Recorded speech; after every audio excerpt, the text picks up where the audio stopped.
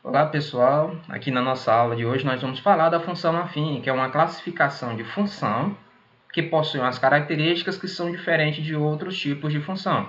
Lembra que na aula passada a gente falou de uma maneira geral, uma ideia de função, como é que essa função, em quais casos ela existe, quais casos ela não existe e quais são as características dela. Como é que surge aquela relação de dependência de uma com a outra e como gerar a lei de função de uma determinada situação. Então, aqui na função afim, vocês verão exatamente que ela possui características específicas dessa classificação, ok? Primeiramente, vamos ver a definição de função afim. A função afim é a função polinomial do primeiro grau, é uma função do tipo f de x igual a ax mais b. Vejam que ax mais b, ax mais b lembra o que, gente? Lembra a equação do primeiro grau, certo? Então, aqui a gente já pode ter alguma noção de como é que vai ser essa função afim.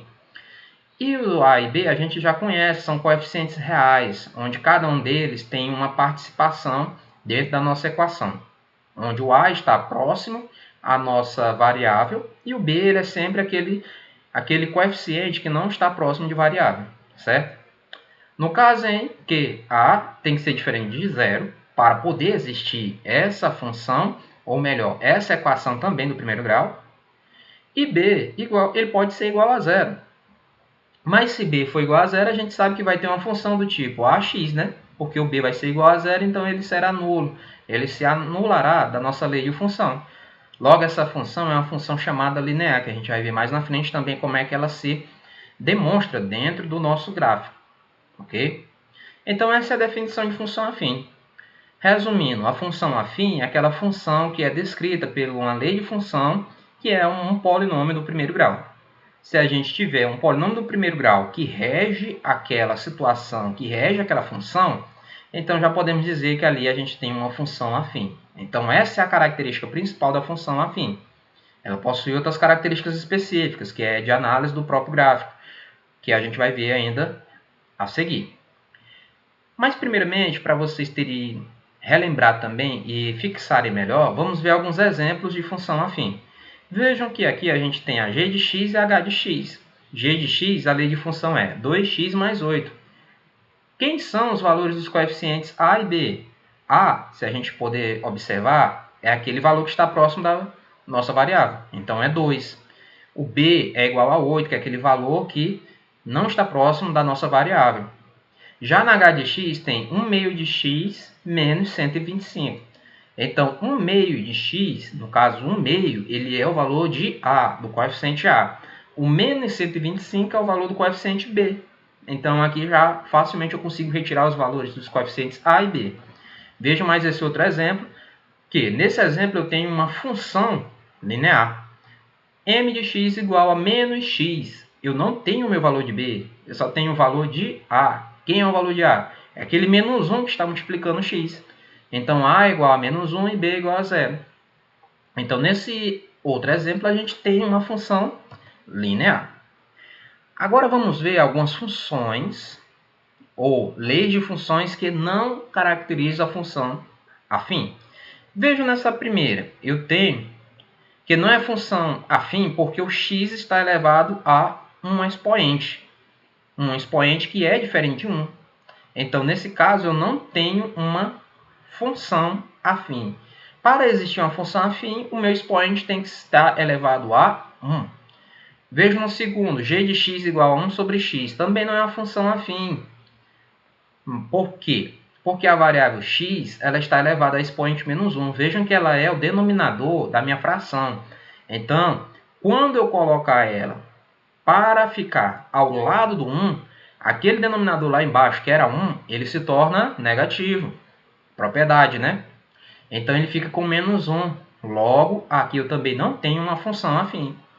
E na última, que é o n de x, igual a raiz quadrada de x menos 2, aqui eu também não tenho uma função afim, porque o meu raiz de x ele é igual a raiz de x elevado a 1 meio. Só fazer a transformação de radical para expoente fracionário. Então, em todas essas três situações, vocês podem ver que o expoente ele é diferente de 1. Ficou diferente de 1, então eu não possuo uma função afim. Eu tenho característica de outro tipo de função, mas não afim. Ok? Então, atentar sempre a esses detalhes. Agora vamos ver o gráfico de uma função afim. Primeiro, vamos analisar através de um exemplo. Aqui a gente tem a função f de x igual a 2x menos 1. Como é que vai ficar o gráfico dessa função? O gráfico dessa função está exatamente aqui na tela para vocês. Ele é uma reta. Professor, a função afim vai ser sempre uma reta? Sim. Sempre que eu tiver um gráfico que ele é descrito num plano e ele é uma reta, então eu tenho uma função afim. O que vai diferenciar cada uma dessas retas vai ser exatamente os valores dos coeficientes, o coeficiente A e o coeficiente B, caso exista ou caso não exista. Então, aqui no gráfico, nós temos a nossa f de x igual a 2x menos 1. Lembra lá de como descobrir os valores do nosso x e do nosso eixo y? Para descobrir os valores do eixo y, é só eu colocar um valor para x. Ó. Por exemplo, se eu quero x igual a 1, vai ficar 2 vezes 1 menos 1. 2 vezes 1 é 2. 2 menos 1 é 1. Então, quando o meu x for 1, o meu f de x vai ser 1 e o f de x é y. Então, eu vou observar aqui. Ó. Vejam aqui, ó, onde é que está o ponto 1 de y? Está aqui. E onde é que está o x? Em 1 também. Então, aqui caracteriza exatamente o ponto que pertence a essa função. Esse gráfico está correto, ele está exatamente dentro da função. Então, esse gráfico representa a função afim 2x menos 1, certo? Vamos ver mais outros dois gráficos. O gráfico dessa função agora, 1 meio de x, é uma função o quê? Função linear, porque aqui eu já não tenho mais o valor de b. Vejam o nosso gráfico da função 1 meio de x, ela já está um pouco declinada, mas ela não deixa de ser uma reta. Então, toda função afim ela vai ser sempre uma reta. O que vai diferenciar uma reta da outra é exatamente os valores do coeficiente A e coeficiente B. Vamos ver mais outro exemplo. Agora a gente tem uma função I de x igual a 3.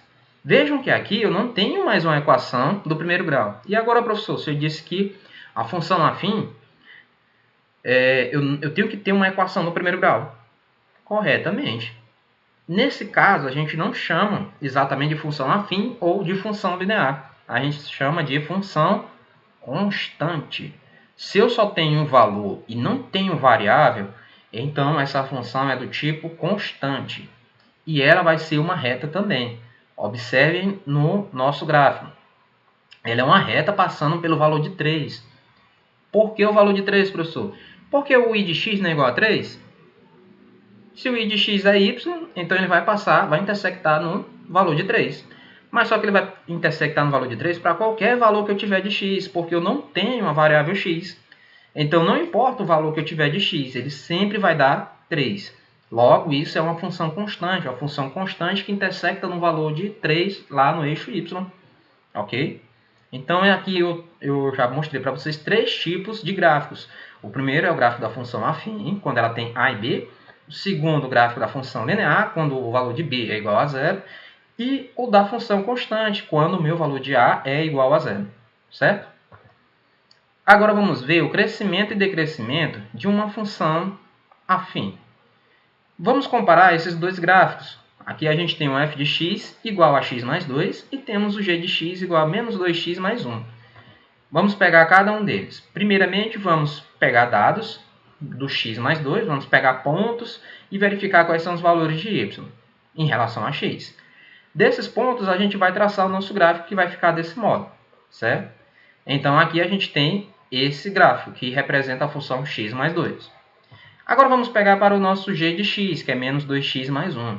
Vamos pegar alguns pontos também e, logicamente, vamos traçar o nosso gráfico. Está aqui o nosso gráfico também da g de x. Agora, vamos analisar o crescimento e decrescimento. O crescimento e decrescimento, de antemão, ele está ligado ao valor de a.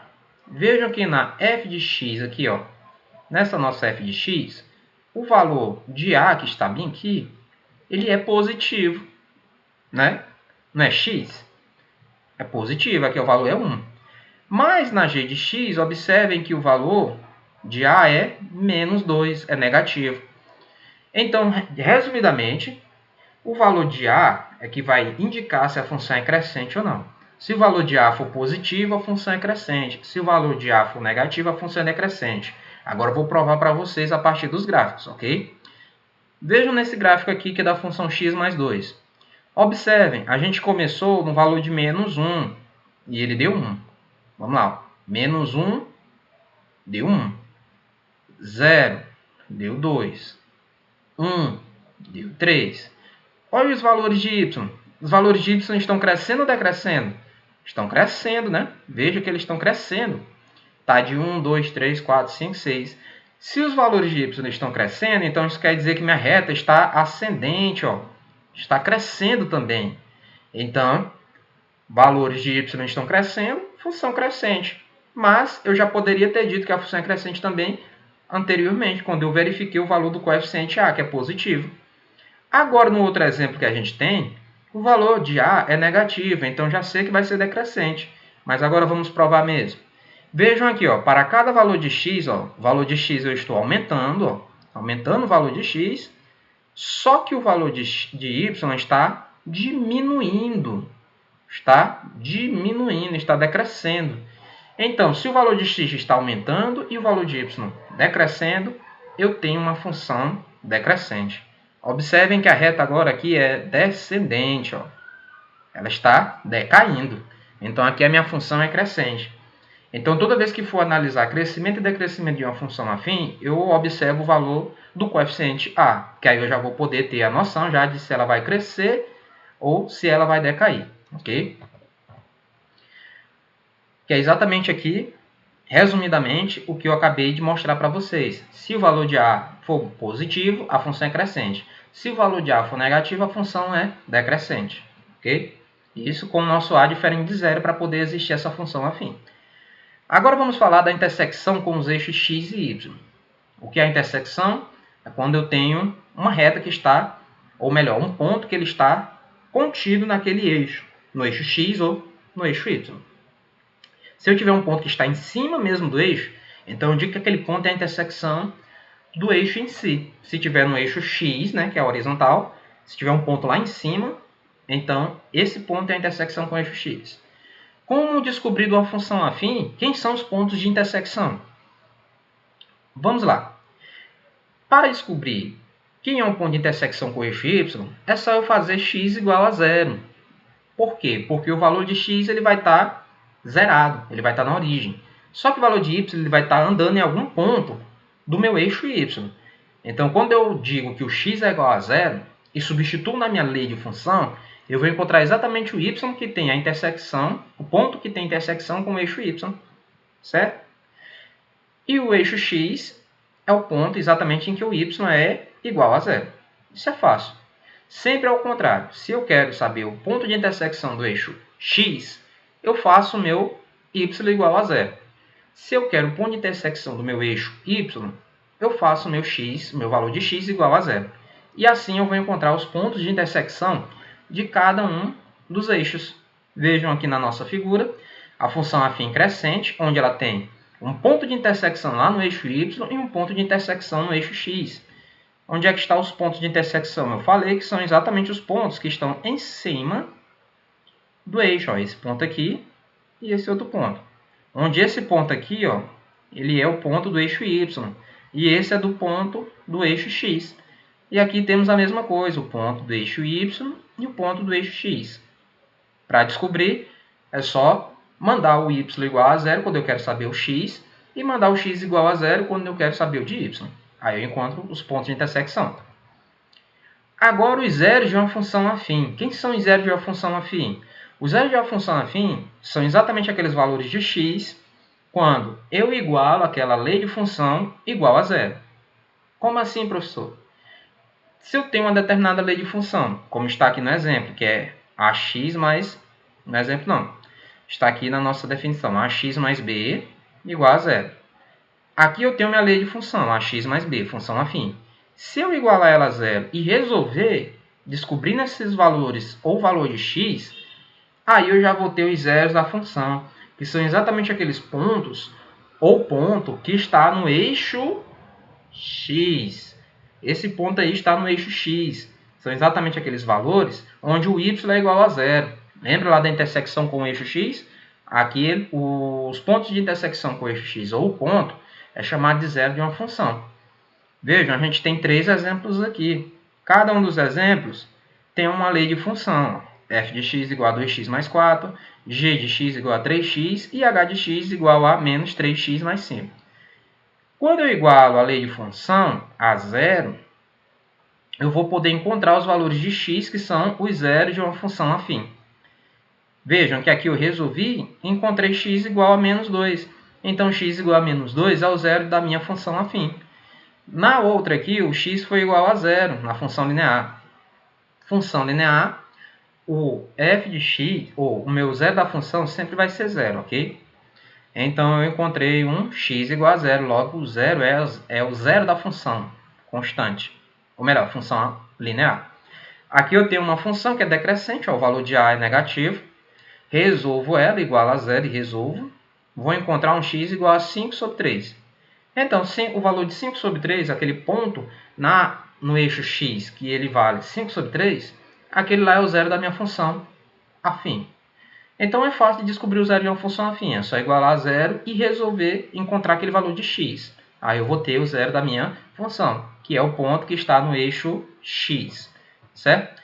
Então, pessoal, nossa aula vai ficar por aqui. Acabei de apresentar para vocês as características de uma função afim. Vocês verificaram que a gente pode analisar crescimento e decrescimento de uma função afim, fazer relação com o coeficiente A. A gente pode verificar também os pontos de intersecção no eixo x e y, e além disso a gente pode descobrir os zeros de uma função afim. Daí a gente pode entender essa função afim e esboçar o gráfico dela no plano, ok? Então, pessoal, se vocês não tiverem entendido algum detalhe na aula, podem rever novamente, observar a literatura, que é o livro, e resolver as questões que estão sendo repassadas para vocês. Bons estudos e até a próxima aula.